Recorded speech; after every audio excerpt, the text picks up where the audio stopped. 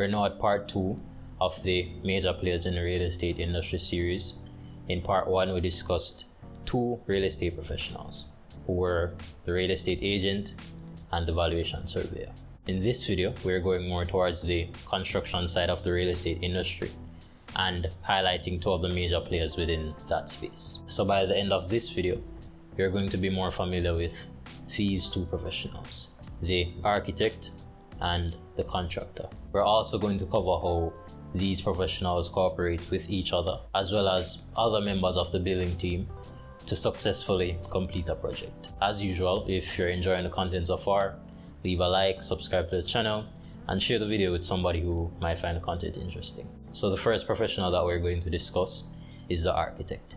And the simple description of the architect is the designer within the building team, even though it's much more complex than just being a designer. But just to simplify, they're the designers for new projects and developments, or redevelopments in some cases. The architect has to also have a clear understanding of certain protocols to ensure that the design isn't just aesthetic or good to look at. They have to have a great understanding of safety protocols and sustainability protocols and functionality protocols. I mentioned earlier that I would discuss how these professionals cooperate with each other to ensure the success of a project. As a result of always having to consider safety and functionality protocols, the architect usually works alongside or very close to a structural engineer, for example, or any member of the building team. The extent or complexity of the project usually dictates how many individuals are involved. Another important fact about the architect is that they're usually viewed as the leaders within the building team, as a result of being one of the few professionals used throughout the project. And this is done to ensure that that initial design is being brought to life or being done correctly. If there are changes to be made, for example, or if there's an error with the design, and there will always be changes and errors and adjustments to be made, the architect has to be consulted before any adjustment is made. So we can see the importance of the architect. So we discussed some of the roles and functions of the architect.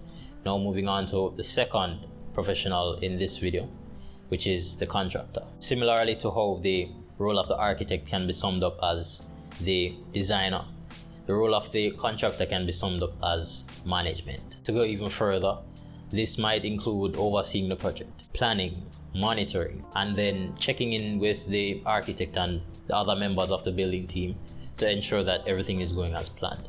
And the contractor is the individual or firm who provides the labor force or the workforce so that the physical side of development can take place. And that might include the actual people constructing the building or project, as well as the equipment. So the contractor oversees and manages all of this, or is responsible for the physical aspect of development. As a result of this, people tend to lean towards labeling the contractor as the leader within the building team or the leader of a development. Like we discussed earlier, depending on the extent and complexity of the project, and then how that specific client might want to operate, we might see the contractor occupying the position of leader or the architect occupying the position of leader. So it's dependent on how that specific client might want to operate. Also, and I think this is a more recent occurrence, people are deciding to hire property managers separately from the contractor and the architect, who basically acts as a constant representative